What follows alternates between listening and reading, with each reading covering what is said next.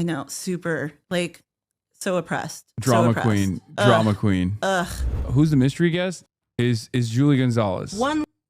She's running for Senate in the state of Colorado. Here, let's watch Take her ad one first. look around and ask, who's in control? Insurance companies dictate our doctors, rogue, masked agents decide whether our neighbors stay or disappear. The establishment, the oligarchs, they tell us that they have enough for bombs and for ballrooms, but that they ain't got enough for us. I'm Julie Gonzalez, and I'm running for the U.S. Senate to take back control for us. Hi. At the state capitol, I brought Nice to in meet you. $500 million for running affordable in. housing, held toxic polluters to account. We codified abortion protections into state law. But what are we getting out of Washington? John Hickenlooper has been in office for over 20 years. I know we're not fooled by his so-called common sense approach, because there is no sense in voting for Donald Trump's nominees or parading across the country to tell us we don't want universal health care when millions of families are struggling to make ends meet every month. This go-along to get-along politics is robbing come a us little bit closer. blind, while I'm gonna put you in the billionaires frame, and the sorry. politicians they There we go. control Better? sit pretty with the status quo. You want to buy a house? Good luck. You want to start a family? How much money you got in your bank account? That's how the establishment has rigged our economy. Colorado, we can have nice things. We just need a senadora who will fight for us. Our campaign is built to take on the machine and win. We start right here, right now, building a movement that is ready to rip the reins away from the billionaires and put them back into the hands of the people. I'm Julie Gonzalez, and it's time to take back control for Colorado. Banger. All right, Julie Gonzalez is in the building, ladies and gentlemen. Right as we start, we have a thing where we bring in some gifts. Here you go. Thank you. Some of your favorite things, apparently. Orale. Thank you so much. Oh, this is so kind. Thank you. What explain to the chat what your requests? Well, not your request, but what Some we found in tea? your deep with our deep insight, deep research. Well, I will say I love me some tea. I'm always a fan of a good chai. I love some mangoes. But the thing I will say is that when folks ask me, what is my favorite snack? I will say chisme. Good gossip. I'm here for it. That is the thing that brings me great joy. And so I'm glad to be able to visit with you and talk about this moment. All right, Julie Gonzalez, the candidate for U.S. Senate in Colorado, current state senator in Colorado, SD 34, Jefferson Park, Highland, Sunnyvale, Sun Valley, Globeville, and the like. I'm not going to get into all of it. It's too many places that you're covering. The primary date is on June 30th, 2026, and your opponent is John Hickenlooper. Yeah. Thank you so much for coming on. I'm gonna get right into it. You were born on the San Carlos Apache Reservation in Arizona. You were raised in South Texas. You're the sixth of 7 kids. Your mom was a rodeo queen who became a teacher. Your dad was a cattle rancher who is now a medical cannabis grower in northern New Mexico. Why do you call yourself a senadora? And how does growing up along the militarized southern border shape how you talk about immigration today? Absolutely. Well, I'll just say that my family, we're the kind of old school Chicanos where we didn't cross the border crossed us. And, growing up for my mom, growing up in the valley in southern Colorado, she got married, had 2 kids, and then was widowed. And no one was swooping in to save her, And so she was widowed for 9 years before she met my dad. And then my dad, when my mom was pregnant with me, got a job managing 5 different ranches on the San Carlos Apache Reservation in San Carlos, Arizona. And that's why the family joke is like I was made in Colorado but born in Arizona, and lived there on the res until I was 10 years old. And I have to be very honest. For me, as a Chicana, being on the reservation where it was so clearly divided between Apache, indigenous people, and white folks, I was neither. And so I remember having a lot of questions around identity and what have you. But like 5-year-old Julie didn't have an answer for like how race works or how power works or anything like that. When I was 10, my dad got a job managing a different ranch, this time on the border of South Texas. And we moved there in the summer of 1993. And so the history nerds in the chat will know that in January of 94, that's when NAFTA was enacted. And so I, as a middle schooler, watched the militarization of the border play out. All of a sudden, Border Patrol agents had keys to all of the fences and all the gates. All of a sudden, you could hear back in those days, the immigration enforcement officers, back then they were INS, right? Not ICE. Yeah. They'd talk about, oh, look, we see some electronic monitoring equipment showing some activity. And my dad would get on a CB radio and say, we just moved cattle into that pasture. It demonstrated to me that we allowed policies that allowed the free movement of goods and services across borders, but not people, did not give human beings that same dignity. And then when I, came up in the immigrant rights movement, people would say, well, if you don't like it here, go back to where you came from. As if, what, you're going to deport me back to the res in Arizona? Are you going to deport me back to where my people are from Southern Colorado? Like, no, I critique this country because we have been here since before it was this country. And we demand better. So right now, seeing how ICE is terrorizing our communities, seeing how even American citizens are being murdered in broad daylight is a demonstration of the impunity with which ICE is acting in this moment and why I believe it needs to be abolished. Okay, hell yeah. Before you ran for anything, you spent 12 years as a community organizer at Colorado Immigrant Rights Coalition, Padres y Jóvenes Unidos. Am I saying that right? Jóvenes Unidos, Reform Immigration for America, and the Meyer Law Office. You've said the day Denver passed the Public Safety Enforcement Priorities Act in 2017 was the day you decided to file for office. Tell us about the act and why do you believe this is the right time to enter federal politics?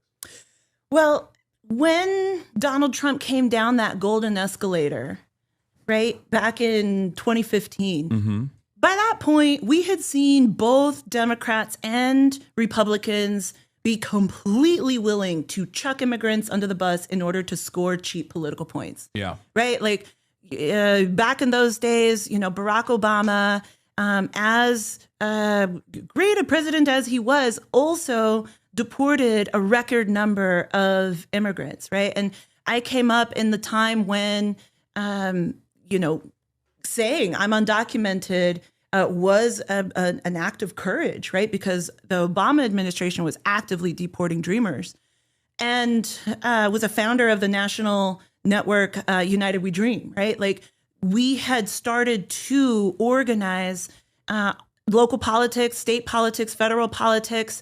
And honestly, like at that time, I'd talk to local elected officials. I'd talk to state elected officials who would tell me, I'd love to help you, but I just don't have any immigrants in my district. And it's like, you're about to find out that is not, in fact, the case. And look, we had to, when he came down that golden escalator, that was the first time I ever thought, I am sick and tired of trying to explain the reality of folks in my community and folks in those elected officials' communities. And so I stepped up into electoral politics for the first time. Was working to get Bernie Sanders elected, was working to, after he ended his campaign, worked to get Hillary Clinton elected.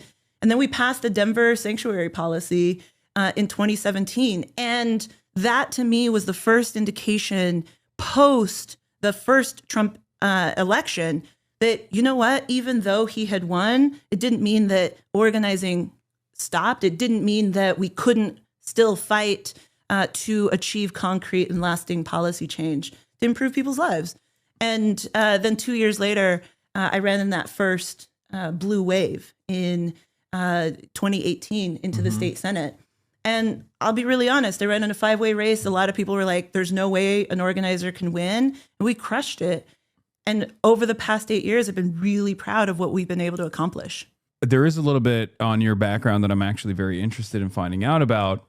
You brought up Bernie Sanders, and you were initially, a few months ago, you told the local news that you got elected to the state Senate thanks to the support from the Democratic Socialists of America, but your DSA membership has lapsed, as far as I understand. And when they asked you if you're philosophically a Democratic Socialist, you replied that you're a Democrat. Why did you leave the Democratic Socialists of America, and do you identify as a socialist?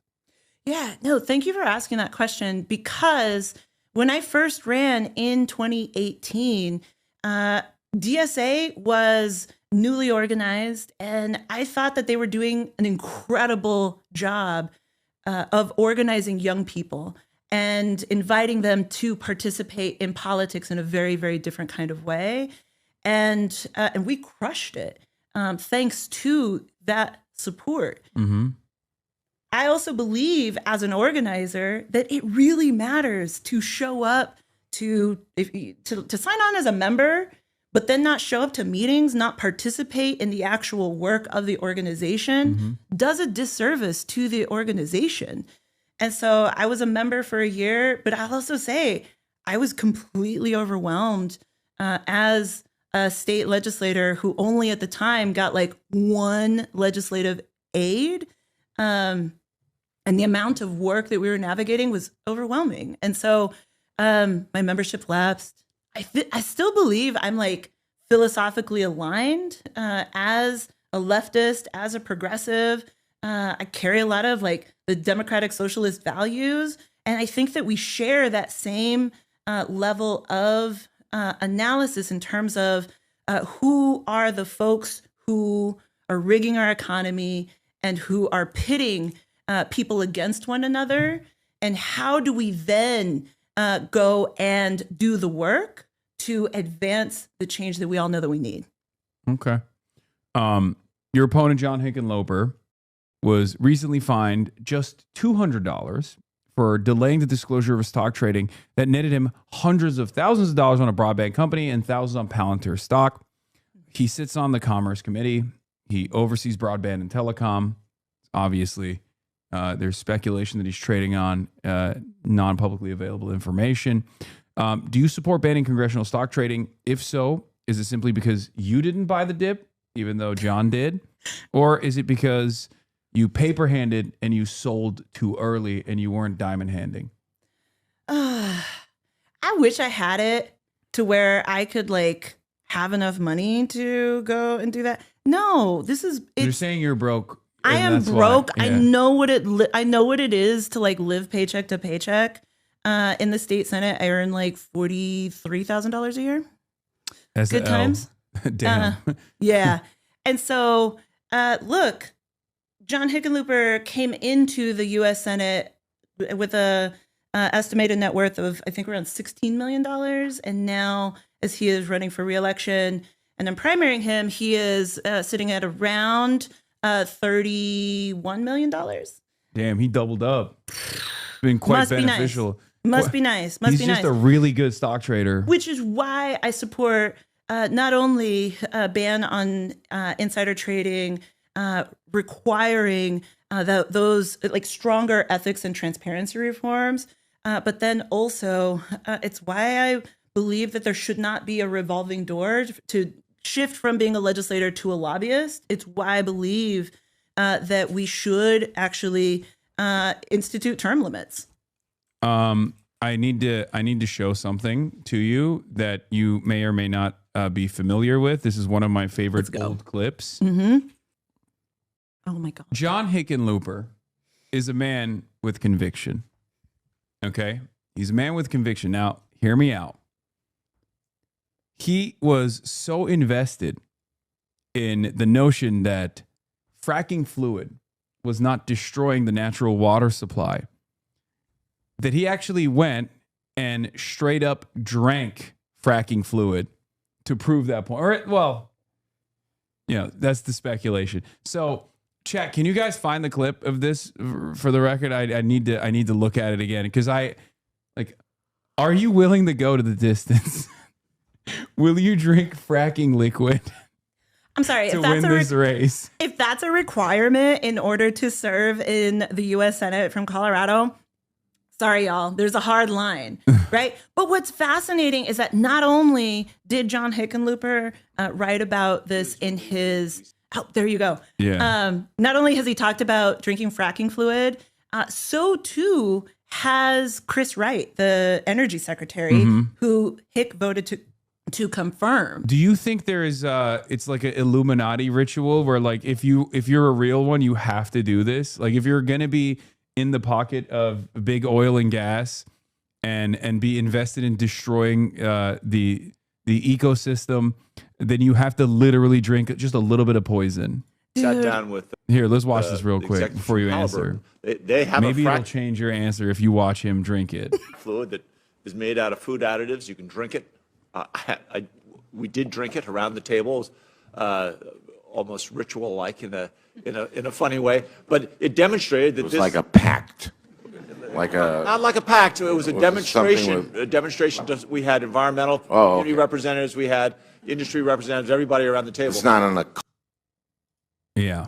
Wait, that's not the video. This is the video. To your health. Oh, this is Chris Wright. Longer lives and healthier lives of billions of people around the world from oil and gas. Cheers. Cheers. This is the freakiest thing. How does that make you feel? It is so cringe. It is so ugly to see people making light of a process that first and foremost is destroying our planet. I've also talked to the survivors of homes that have exploded due to being so close to where fracking is taking place in Colorado. I've spoken to those family members and survivors. And so to see them making light of a process that is destroying people and our planet in order to jack up their own personal profits is gross. And if that is what it takes in order to be inducted into the establishment, hard pass. Okay. Hickenlooper has also spent his entire political career to the right of single payer. As governor, he helped tank Colorado's universal health care amendment in 2016. He then ran for president in 2019, declaring Democrats are not socialists and argued Medicare for all should not be a litmus test. He ran for Senate in 2020 on a public option that he openly framed as a substitute for Medicare for all, telling debate audiences single payer was an evolution, not a revolution that could take 15 years. As senator, he's never co-sponsored Bernie's Medicare for all. How do you envision implementing a system different from that of your opponent? First and foremost, I show up and listen to people who oftentimes have either felt taken for granted by the party or not taken into account by the party at all, right? And as Hickenlooper's always been an executive, right? He was a business leader. He was an oil and gas executive, then a business leader, then mayor, then governor, then ran for president. Then when that didn't work out because he was out there telling people across the country that Americans did not want Medicare for all, Chuck Schumer then voluntold him to run for the U.S. Senate. There are clips of him from that first campaign saying, I'm not cut out to be in the Senate. I respect senators. Some of my best friends are senators. I don't think I'm cut out for that. It's awful hard to imagine that I could be successful in a Senate campaign nor as a senator. The Senate doesn't attract me at this point. It just doesn't attract me. Being a senator would be meaningful, but I'd hate it. Would you consider dropping out your presidential bid in exchange for a run at the Senate? At this point, I am 100% focused on trying to be the Democratic nominee for president. I don't think they need me to beat him, to beat Cory Gardner. It wouldn't bring me any kind of satisfaction or delight. And life's too short. If the Senate's so good, how come all those senators are trying to get out? But then he changed his tune and then ran. Look, at the end of the day, I think that no one is coming to save us but us. And so it requires a different approach to our politics. It requires showing up, listening to people, reminding them that we can have nice things if we're willing to stand up and fight for them. There's obviously a lot of differences between you and Hickenlooper in terms of your attitude towards ICE as well. You already said that you want to abolish ICE. Hickenlooper's call for the overhaul of ICE, which I think is the wishy-washy focus tested group that or focus group tested messaging that centrist Democrats, corporate Democrats oftentimes deploy. But what do you think is the difference between your stances? And do you believe that ICE should be prosecuted, not just abolished, but prosecuted for their crimes?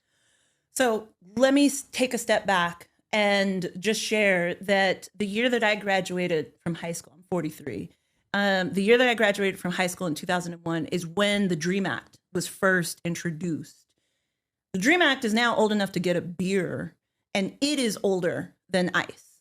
And so many of these establishment politicians love to just talk about like, oh no, but ICE is an important part of our federal government. No, it isn't.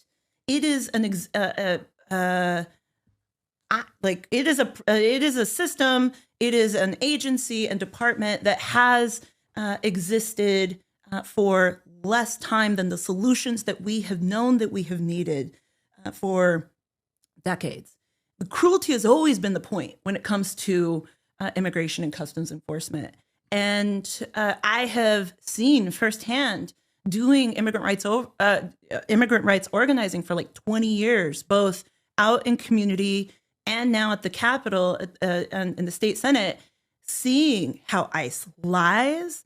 ICE lies to local law enforcement, to local elected officials, to state elected officials. They're lying to the American people.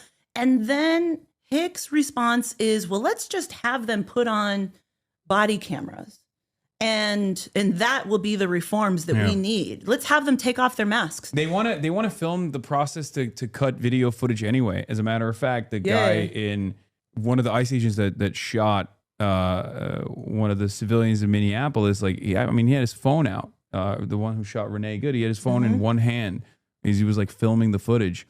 So it's clearly not a solution whatsoever. There needs to be accountability. Absolutely. And when you're talking about abolishing ICE, replacing it with a system that works, breaking up the Department of Homeland Security, right? Yeah. Because there is a whole history around how DHS and ICE specifically came to be. And that goes back to the fear mongering that took place in the aftermath of 9/11, right? Where all of a sudden you saw immigration and criminality being conflated, and every immigrant was a potential terrorist. Every immigrant was a potential criminal that needed to get weeded out. And ICE has been the police force to try to inflict as much harm as possible. And quite frankly, I've seen what happens to good people when they get swooped up and caught up in ICE's dragnet policies.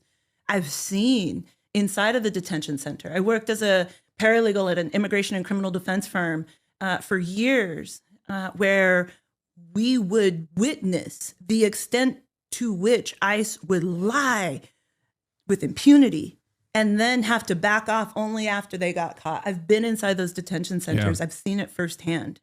So speaking of the detention centers, the ICE detention center run by GEO Group in Aurora holds over 1,500 inmates in what some reports describe as horrific conditions. There's moldy food.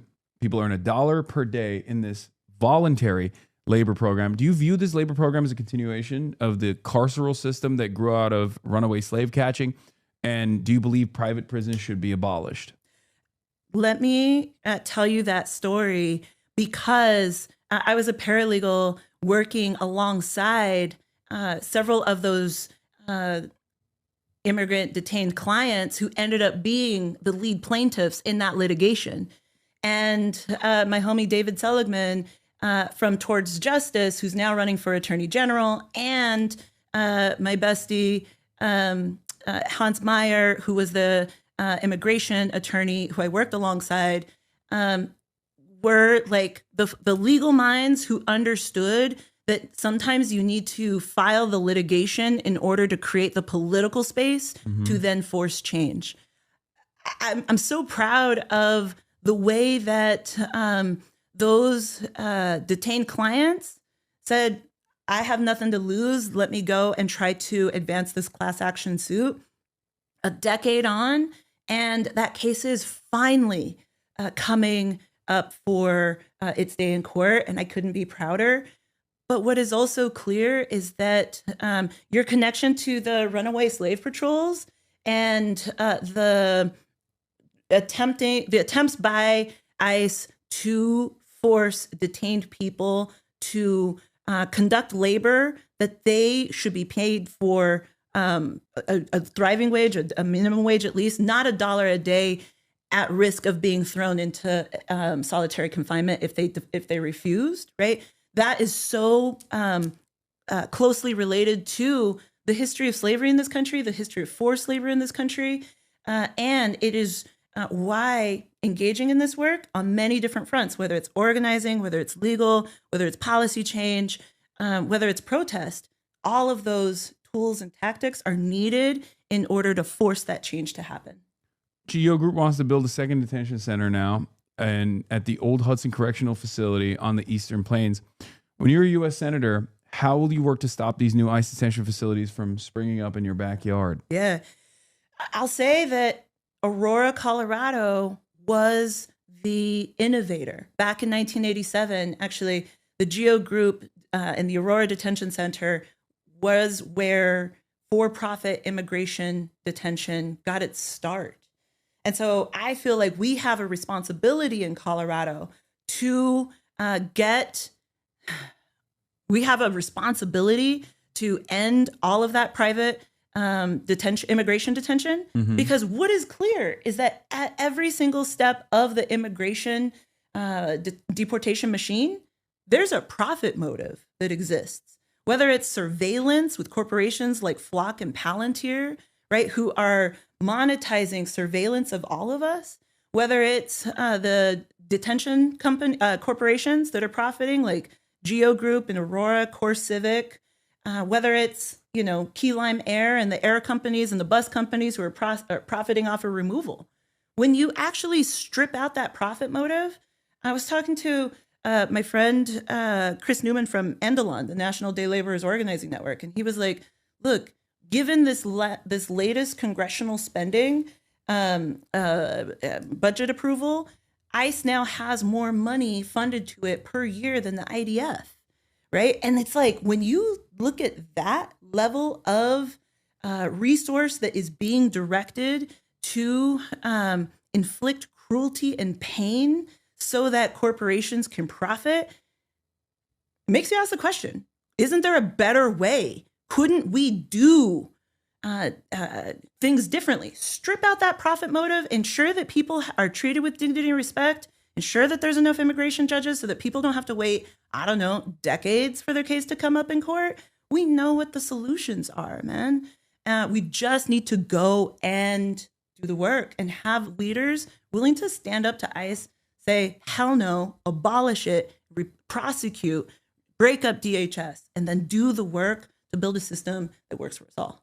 So you have a very interesting background and a personal experience with the criminal justice system as well. In 2019, you stood on the Colorado Senate floor and you told your colleagues that your own father-in-law had been murdered and his killer was never prosecuted, and said, even if they had caught him, that you couldn't support executing him.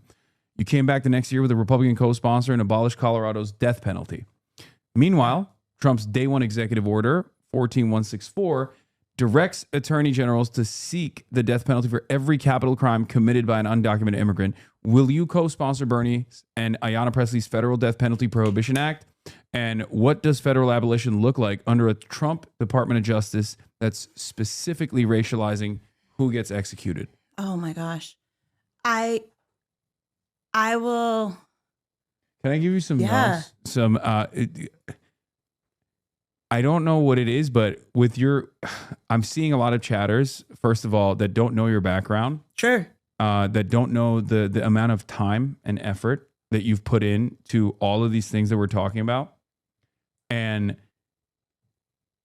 you can start off by saying yes and then continue with the rest of the, because I know where you're coming from, but they don't. Yeah. And they're being dickheads right now. And I'm trying to, get them to chill the fuck out as well.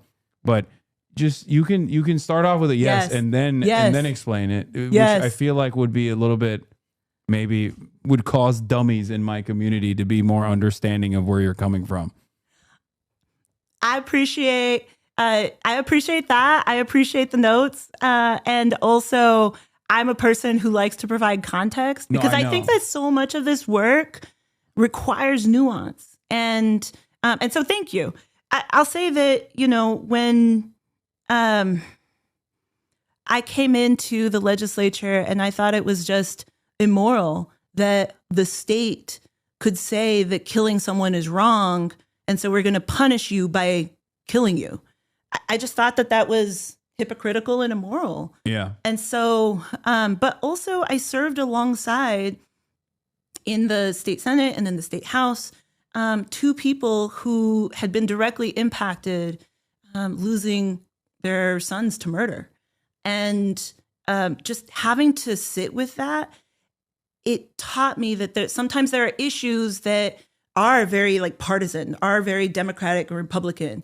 And then there were also other policies that there wasn't a red-blue split, right? Like I worked alongside a Republican who grew up in the South and read Brian Stevenson's Just Mercy, and then was his mind was changed and said, this is wrong. And we were able to advance that policy to abolish the death penalty in Colorado with bipartisan support. It demonstrates that sometimes, when you actually do the work to listen to people, even I don't care who you voted for in the last election or how much money you got in your bank account or whatever, if you're willing to stand up and do the right thing, that matters.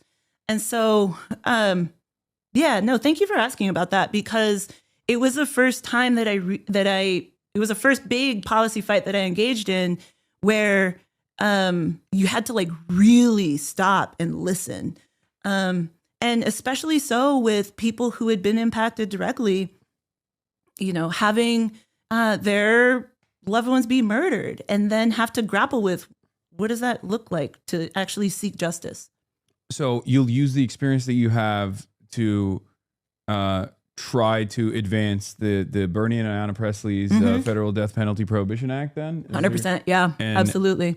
And the last part of your question was about what does it look like to work within the Trump DOJ from your experience of crafting bipartisan legislature? Well, sir, have you yet received your administrative subpoena? I have not. I mean, that to me is, I don't mean to make light of it, right? But also it's absurd, right? This DOJ is going and threatening people who it deems as targets, who it deems as threats, with the full weight and force of the federal government to come and try and target people, right? And what it perceives as a threat, because the reason why what they're trying to criminalize is obviously political dissent. Absolutely. What they're trying to abolish is the First Amendment. This is a very devastating precedent that they've set out to change. But the actions that they're trying to target in this circumstance is the delivery of humanitarian aid. I went to Cuba with not only a journalism visa, but also on a humanitarian aid mission. Mm-hmm. And because the administration is considered the administration considers Cuba to be a state sponsor of terror, a ridiculous designation that I think is morally repugnant, and our actions are even worse than just that designation alone against the Cuban population. But they want there to be illegal somehow. Yeah. And it's ridiculous. No other country has this kind of rule or restriction against what people can and can't do in Cuba. If I'm a Canadian citizen, I'm a Turkish citizen as well. I'm a dual citizen. So if I went to Cuba as a Turkish citizen, I could do whatever I want. I could stay at whichever hotel I want, do whatever I want in Cuba. As an American citizen, I have these ridiculous restrictions, and it goes unnoticed. And I hope that people will see this as a moment and really reconsider their lack of interest in what we've done to these other countries, including Cuba. You know, part of what I wanted to take sort of 2 points of what you said. One around, how to advance abolition or criminal justice reform policies in the context of the Trump administration when the Trump administration is acting with impunity and threatening to go after its perceived threats, right? I will just say that, there's only one person who's a 34-time convicted felon, right? And he's the president of the United States, full stop. So he should know he should know, understand, and recognize the importance of leniency, criminal justice reform, clemency, right? The rule of law. That I'm going to set that aside for a second, though, and talk about Cuba and how this all fits in to this politics that has resulted in endless wars, right? Because I do think that actually the two things are connected. And we saw, right, that Secretary of State Marco Rubio, another person that Hickenlooper voted to confirm, played this game of regime change first in Venezuela. Instead of declaring an act of war and starting there, they used some sort of trumped up drug charges and engaged in that with a quickness. I think they thought that they were going to play the same playbook in Iran.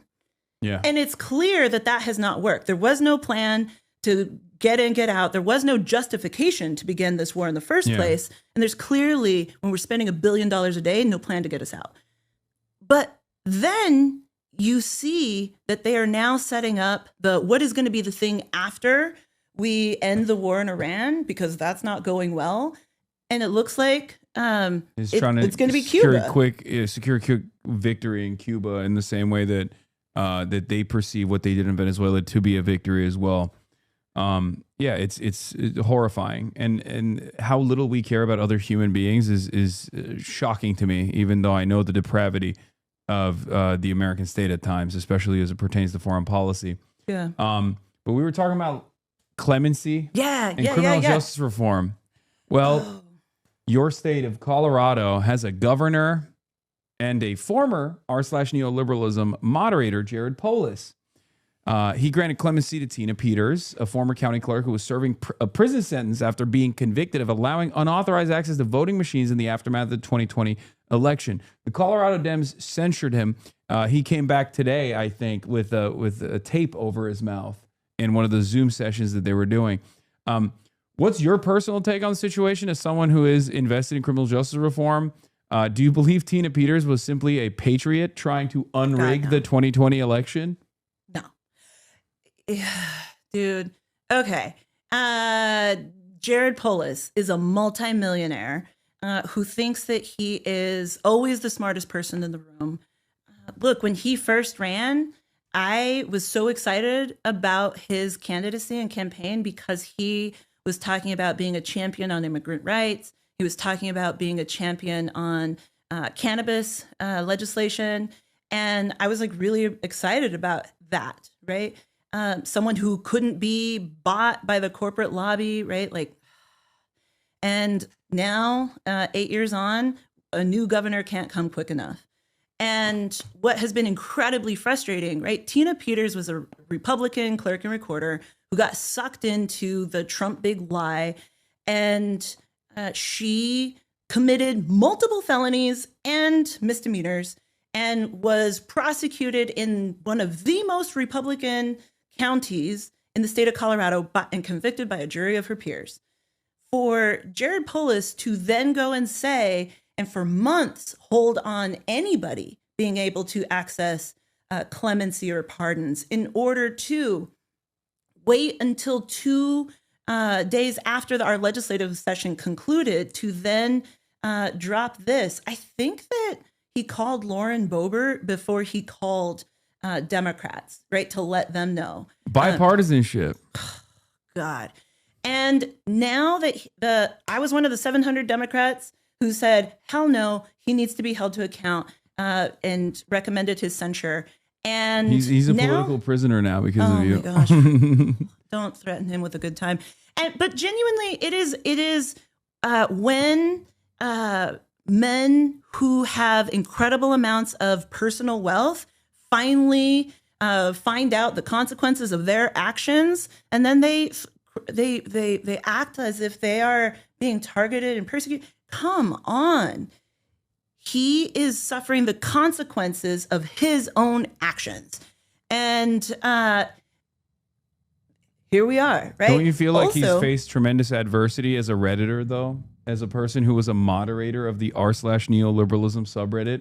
that man has never had a boss in his entire life.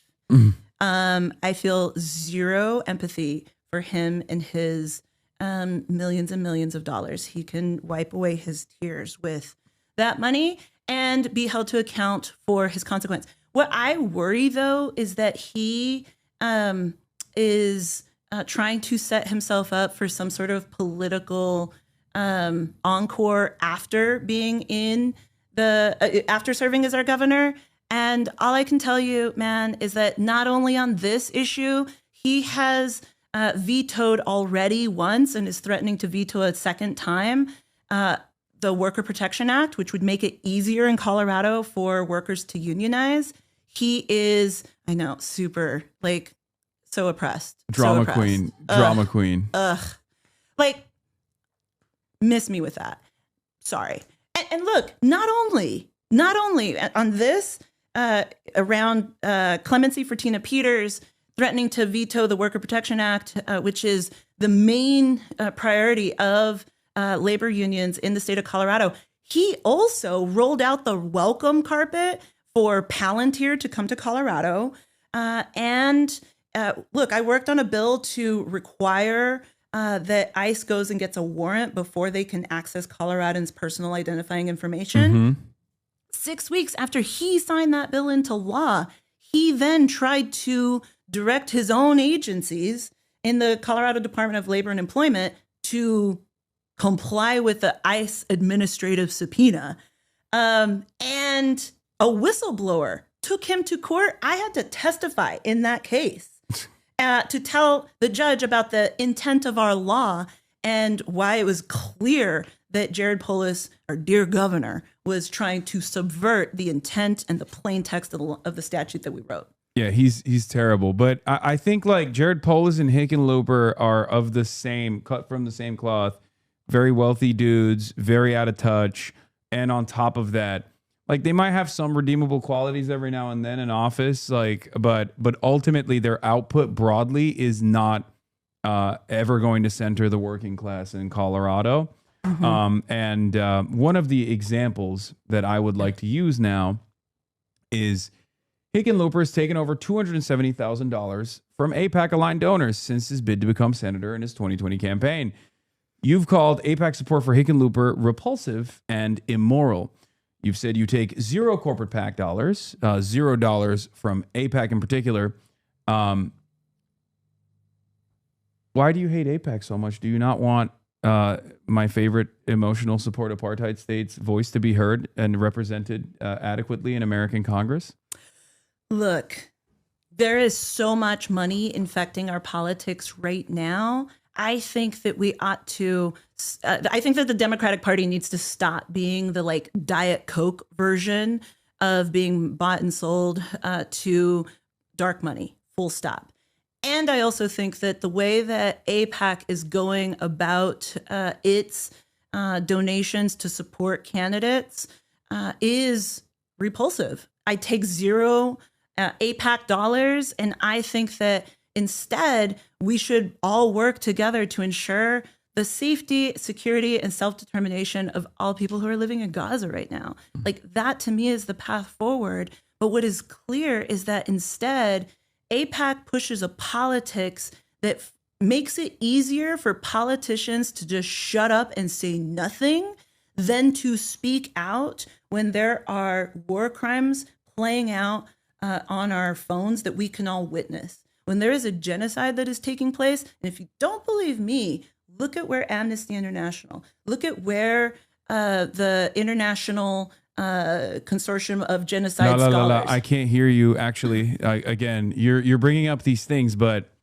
this is hurting my feelings. I'm sorry. And my feelings are much more important than the safety and security of millions of Palestinians. What do you have to say to that? This isn't about your feelings. Sorry. Let us actually ground ourselves in the lived experiences and the harm that Palestinians, and also, I will also say that there are plenty of Israelis who are also as viciously critical of the Netanyahu government's actions. Look, Israel is It's a not small about- nation. It's Israel, true. small nation, size of New Jersey. and I rest my case. feelings about the dark money that is impacting our politics cannot carry over the day. We're in a real inflection point right now, I think, as a Democratic Party, as to who we are going to be and who we are going to fight for. And I am trying to do the work to return Colorado and the American politics to being by, for, and of working people.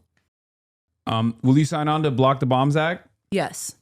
Do you support defensive aid to Israel like the Iron Dome? Look, on this, I do support the safety and the security and the self-determination of all people. But I also think that in this moment, when Israel has broken and demonstrated its inability to actually protect human rights and is committing genocide, then they no longer should receive any aid from the U.S. government. Full stop. And they have also said that it's time. The Netanyahu administration has said, Yeah, It's I don't time really for care. them. I don't really care about their perspective on this, because I will say, much like with ICE, I am personally not only in favor of ending aid, but also an arms embargo in general. True. And also to hold Israel accountable, not only to restrain Israel, but to hold Israel accountable in the Court of International Law. And I feel like that's a conversation that gets lost in this circumstance. Like the fact that Benjamin Netanyahu is in favor of also ending aid. I mean, he's been saying that since 1994, I believe. So it's irrelevant. It's immaterial to the conversation. But also, AIPAC and the politicians that they buy then go and say, well, even though for damn near 20 years or just over 20 years, the Israeli government has said, we no longer need that support, we should end that support, they are still going and providing millions of dollars of aid. Then we wonder why we can't have nice things. We ought to instead invest those dollars here at home, right? Yeah. To advance Medicare for all, to advance affordable housing, to do that work. Will you advocate for a single democratic state with equal rights for all? Look, I feel like I need to allow for those conversations to happen in a way where Palestinians and Israelis and everybody who's living in But what would be Gaza, your perspective? I think that they need to figure out what that self-determination looks like for them. Okay. If that means that Palestinians decide that they want support from the U.S. government to rebuild, that's something that we should absolutely, as the United States government, help to fund, because we were complicit in that destruction, right? What I believe, as a Chicana, as someone who has witnessed borders crossing over and turning my ancestors into U.S. citizens overnight, right? After the consequence of a war. I know what that feels like. And I feel like for myself, I should not be saying, here's what I am going to inflict upon people in a land that I've never lived in. But I want to ensure that they can make those decisions for themselves, rooted in their own justice and humanity. Okay.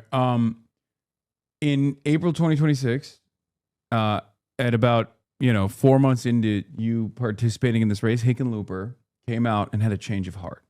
Oh. For the first time, he finally voted yes on Bernie's resolutions to block the bulldozer and 1,000 pound bomb sales. The same kinds of resolutions that he had voted against in 2024 and again last summer. Do you believe that John Hickenlooper has finally had a change of heart? Or do you feel like your primary challenge actually forced him to reevaluate his voting record on this? I think this is an incredible demonstration of why primaries matter. Because I think had I not been in this primary race, he would have never had to even think about it, never had to consider it. And so absolutely, I don't think that this was somehow some sort of moral shift on his part. I think it was pure politics in order to try to take that issue off the table. Yeah. Here's an issue you can't take off the table. In October 2025, Hickenlooper voted to give the Department of War $925 billion, which was $32 billion more than they even requested. Mm-hmm. It's good on them to offer a little tip on the top. That's Pete Hegseth's Department of War. In the months that followed, the U.S. Bombed Venezuela, kidnapped its leader, and is now wasting around $1 billion per day by conservative estimates, dropping Tomahawk missiles on children's schools in Iran. If you're elected as senator, how would you spend $1 billion per day to improve the lives of folks here in the United States of America, even if it's the least patriotic thing you could possibly do? I mean, budgets are moral documents. And when we are measuring the health and well-being of our economy by what the oligarchs and what the NASDAQ stock market is telling us, as opposed to judging the well-being of our society by how we take care of our babies and our elders, I would invest $1 billion a day instead of bombing other people's babies and elders. I'd put that money here, invest that in universal child and elder care. In a ballroom? Only in a ballroom, clearly. How about 2 ballrooms? Can we do 3? Okay, good. We're on the same page. Sweet. You heard that, right? Donald Trump, stop trying to prosecute me. We are in favor of multiple ballrooms. Have a ballroom for your other ballroom. Each direction. We can have one on the north, south, east, and west. Yeah. Put a ballroom everywhere. Oh my God. That's what I say. Oh my God. Potentially, millions of your constituents work jobs that are susceptible to being replaced by AI. What's your vision to protect families in Colorado and all around the United States from losing their careers to some chatbots that make Silicon Valley tech bros even richer and even more annoying? Would you support an AI data center moratorium? Yes. And Colorado was one of the first states in the country to take up AI regulation because Congress couldn't get its shit together.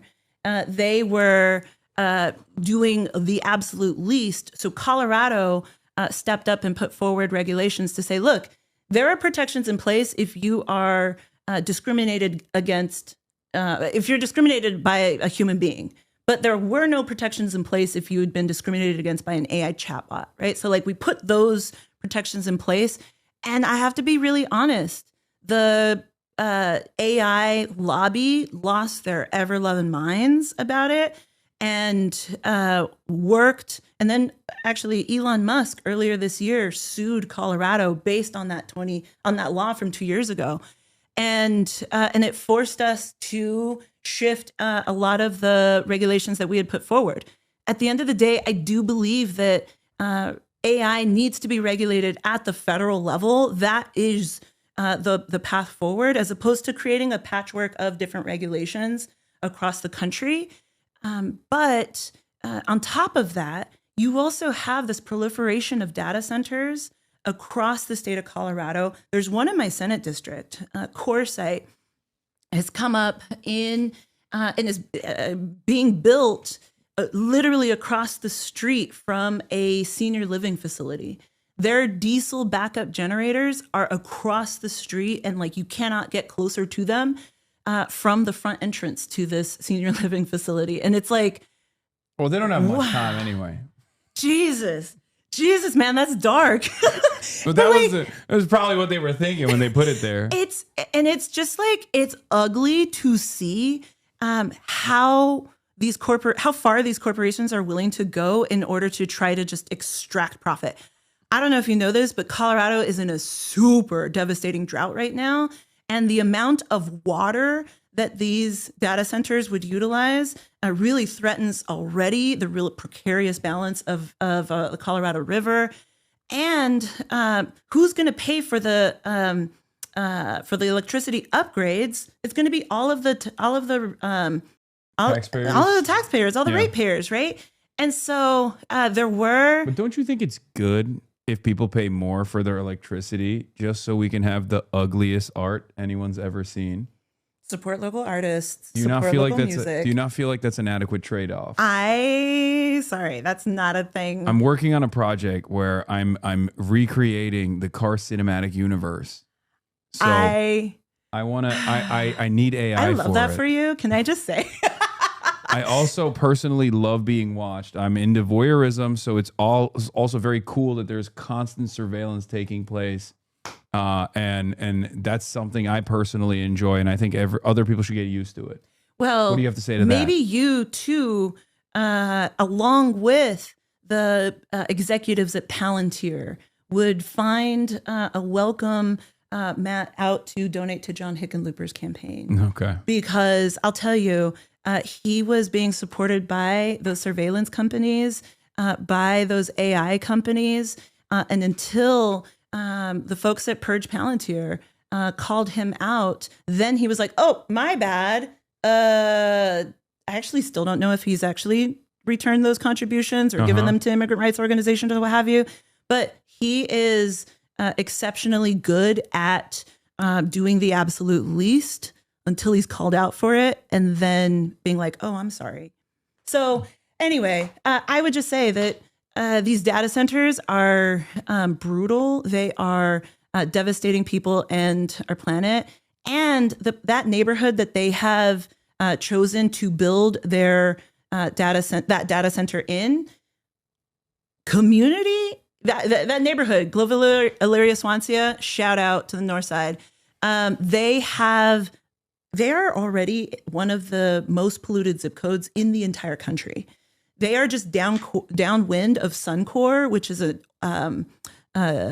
oil manufacturing and oil refinery that provides a lot of the jet fuel for Denver International Airport, right? And so to see the way that poor communities of color, continue to get impacted by the old energy, the energy of the old, like in terms of oil and gas refineries, and then also these data centers is just exhausting. And it got so bad that there was a community meeting that CoreSite, this data center corporation, realized that community was going to show up to, and so they dropped out the morning of the meeting. And there were hundreds of people demanding answers about what this data center was going to do, who was going to pay for it, and what their plans in terms of electricity and water and all these things were going to be. And CoreSite's answer was, never mind. And so just actually last week, Denver City Council advanced a 1-year moratorium on data centers, which shout out to Sunrise, shout out to GES Coalition, shout out to all the local organizers who made that moratorium happen. And also 1 year is not enough, right? And we've seen these corporations pit local communities against local communities. That's why I support Bernie Sanders' moratorium on data centers altogether, till we can actually understand what is going to be the environmental implication and how do we regulate the AI that is producing the slop that is just pickling our brains. Okay. Speaking of pickled brains, you've been critical of Chuck Schumer's leadership in the Senate. Do you think it's finally time for him to run for president, or is he not old enough just yet? I think he's got to wait another couple of terms, actually. But I think that's a good goal. If he just keeps at it. No, man, honestly, he is Chuck Schumer is a huge part of why Americans can't have nice things. He has effectively managed our descent into fascism instead of doing the work to listen to the rage of the base and actually build an opposition party to this MAGA extremism. He's instead just engaged in the politics of go along to get along, poll tested politics that results in nothing happening. And the billionaires and the corporations that they control sitting, raking in the corporate profits while they still can.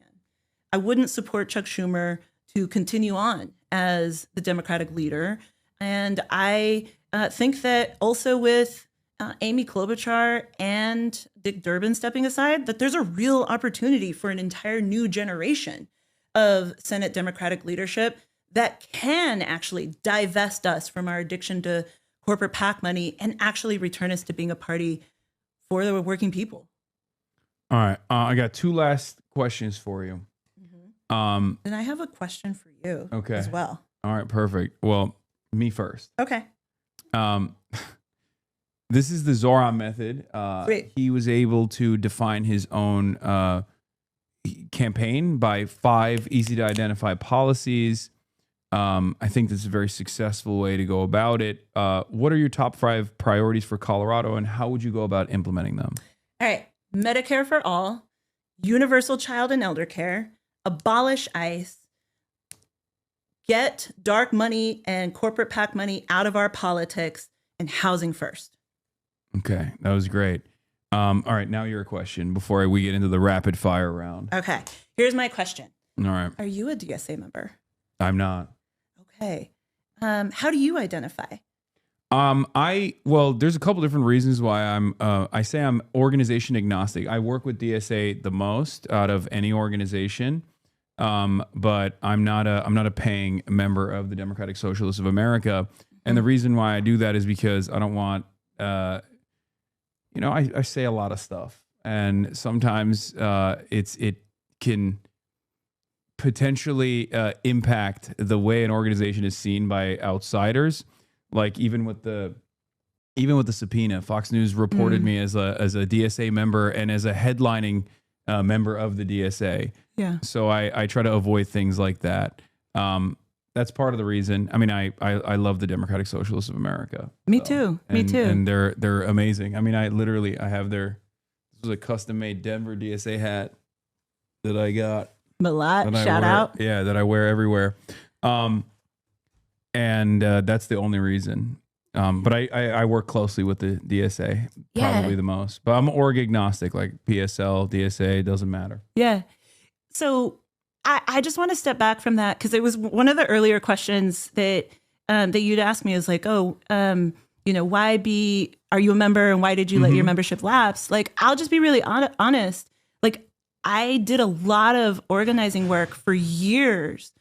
And like being a member of an organization is something that I take really seriously. And like, I don't want to be a member in name only and then not show up and then participate, right? Like I am values aligned. I also was a founding member of Working Families Party, but like now as an elected official, like I've stepped back from that.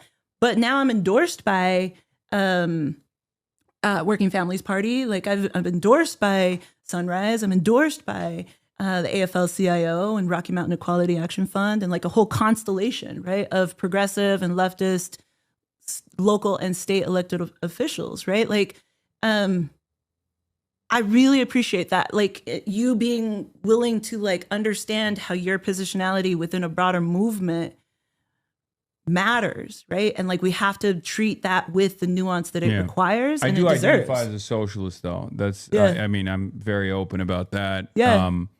I don't even mind being called a communist, even though I don't know if I would be considered a communist regardless. So that's like my reasoning for DSA is not like ideological. I love the Democratic Socialists. They're great. Yeah.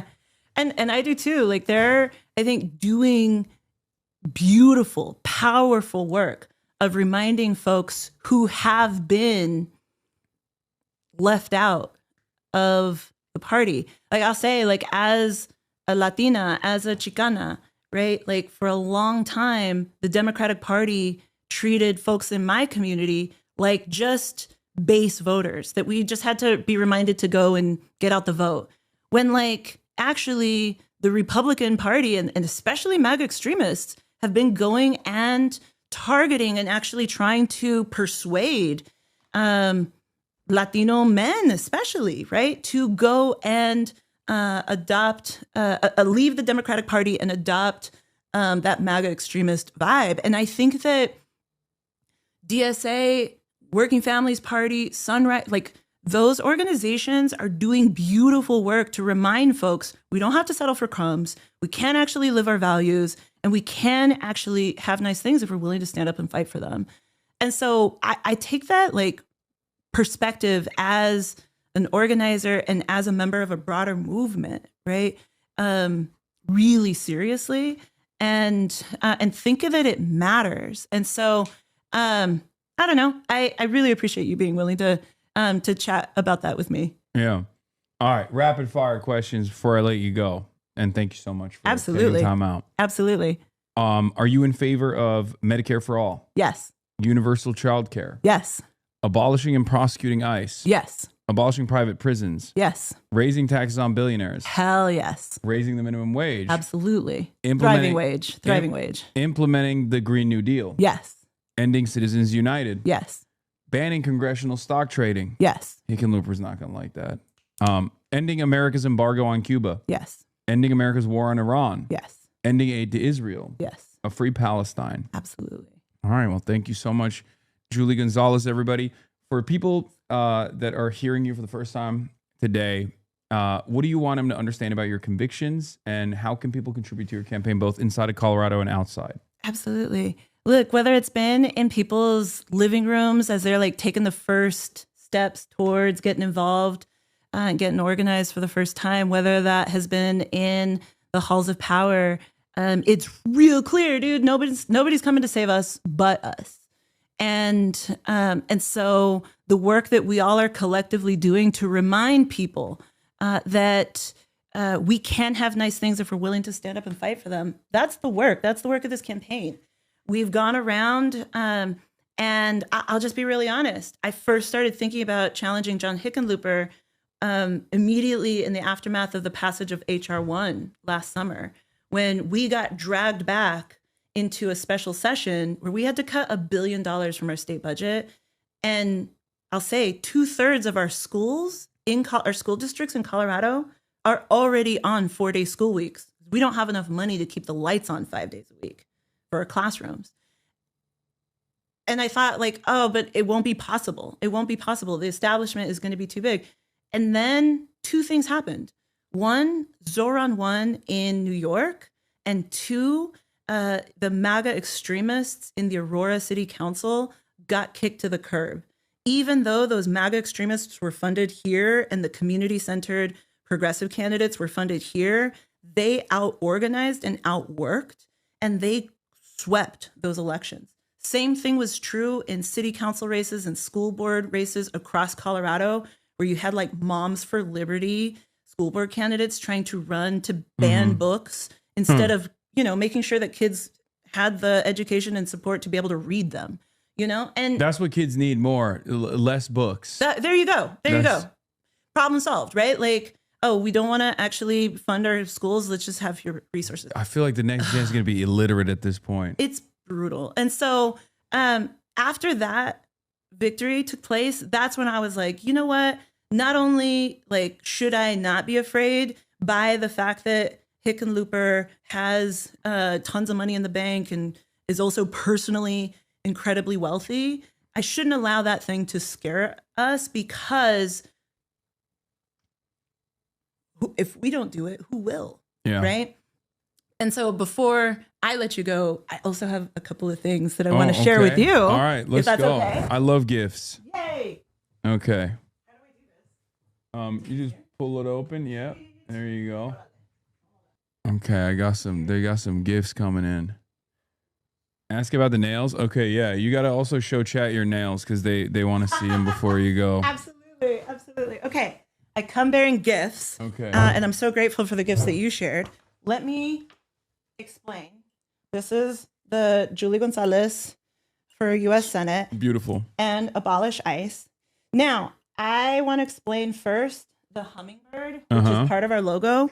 In Mexica culture, Huitzilopochtli is the god of war, and warriors are reincarnated as hummingbirds. A. B. Hummingbirds also migrate vast distances, and they take different routes when they're traveling north and then when they're traveling south. And so I wanted to remind folks that migration is natural. And so that's why we do the hummingbird. We made out of one of our campaign t-shirts, we made a bandana for your dog. But I think she might be a little too big. Yes, I have Shih Tzus, so I apologize. This is probably not my size. I was backwards. Yeah, no, it's all good. This is one of the other amazing, incredible organizations organizing young people, New Era Colorado Action Fund, Tax the Rich, Fucker, and I like to make billionaires cry. So, with love from the crew at New Era. By telling them heartfelt stories. There you go. Okay. Whoa. Democracy needs immigrants. I got trained up to understand how to run for office or how to be a political worker through New American Leaders Action Fund. There are 2 buttons. A ver. One from my campaign and the other, always trust Black women. Nobody is free until everybody is free. Fannie Lou Hamer. And then, because there is so much toxicity and vitriol and pain in this world, I bring you some sage because may it be cleansing for you. May it always be a reminder of the good work that we all are trying to do, even in the midst of great challenge and crisis. Yeah, Thank you for that. This is, have you burned sage before? My mom does, yeah. Yeah, okay. So as a Chicana, we'd be using lots of sage in my life. Jessie Broom is an incredible artist in Colorado. Not only did she design our campaign logo, she also designed these beautiful stickers. Do you know Blucifer at the airport, right? Yeah. The freakish horse, the scary horse. So the story of Blucifer, who P.S. is patron saint of Denver and the international airport, Blucifer killed his artist. That's his creator. What I've heard. Yeah, he's got bad vibes. So you gotta ask for Blucifer's blessings whenever you travel. Okay. For smooth travels at DIA. Last 2 things. My husband, Ben, shout out, babe. He organizes La Raza Park Day, which used to be called, it's a park in the north side that used to be called Columbus Park, if you can believe it. Even though that neighborhood, which had been Italian, had been Chicano for a long, long, long time, everybody called it La Raza Park. We actually fought to rename the park as La Raza Park, and then my husband organizes La Raza Park Day. And so on the front, you can see. And then on the back. Solidarity, you love to see it. So my husband has a Cadillac. You can see it in the launch video. It's the green Cadillac Calais. And so he's big. We met I was doing political organizing. He was doing. And you saw the Cadillac and you were like, I'm smitten. Absolutely. And he was doing I was doing political organizing. He was organizing art shows, hip hop shows, organizing culture. And dude, as much as political organizing is complicated, organizing artists, whole other world. Shout out, babe, I love you. And then this is from Chris Newman over at Endelon. they're doing the National Day Laborers Organizing National Day Laborers Organizing Network is doing all of the ICE out of LA organizing. And, Hell yeah. you know, he wanted to make sure that you had that to Good. keep us all safe. ICE, you should put ICE, DOJ, Yeah. all of them. I don't know if they'll listen to that sign, Shoot. but we'll see. Constitution protects us all. Ask, know your right. Have you done a know your rights training real quick? Yeah. You know, hey, am I free to leave or am I being detained? If you're free to leave, I have been bounce. detained by Customs and Border Patrol before. Then you already know, man. You don't say anything other than your full name and your date of birth. That is it. Yeah. I need that. I need Ask one to for speak to a Fox lawyer. News. Get Fox News off my property. Shoot. There you go. Yeah. Do you want to see these nails? Yes, please show All them. right. What do I do? I'll just Here, show we'll them just- here. We'll do a closer camera. And too. I'll say, shout out to, like on Instagram, Nayeli's Pretty Sets. She hooked it up. She is a Chicana nail artist in the Denver area, and she is just brilliant. So she put my campaign logo. That's sick. She also put the mountains on my campaign logo is actually the mountains in southern Colorado where my family's from, where we go back generations. They want you to get closer. You got to get closer. Shoot. All right, Just all right, get all right. right Let up me in go. there. It'll. Oh, please. Maybe. Yeah, it's There perfect. you go. It's great. No, you can get closer now. It'll focus. Hi. Okay, so let me do this. This is one of the mountains.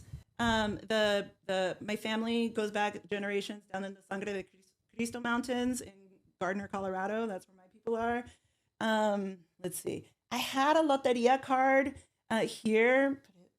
I'm sorry, I snagged it on something, so don't look at that one. We got a rose. We've got some pinstriping, lowrider pinstriping here. We've got the corazón sagrado here. And then we've got a cactus. And then the hummingbird here. And then we've got some talavera inspired chrome here. And then local Denver artist Rob Yancey built me this beautiful piece. So, you know, I'm ready for a fight. Hell yeah. All right. Julie Gonzalez, thank you so much for coming on. I appreciate This you. was wonderful. This is beautiful. Thank you. Thanks everybody in the chat for also doing y'all's thing. It's beautiful to see. It's kind of overwhelming to see, if I'm going to be really honest. Yeah. All right. You're Órale. great. Okay. Thank you. All right, chat. I'm gonna get back to the video that we were watching. I'm gonna take a photo with them, and then I'll be back in a second. Okay.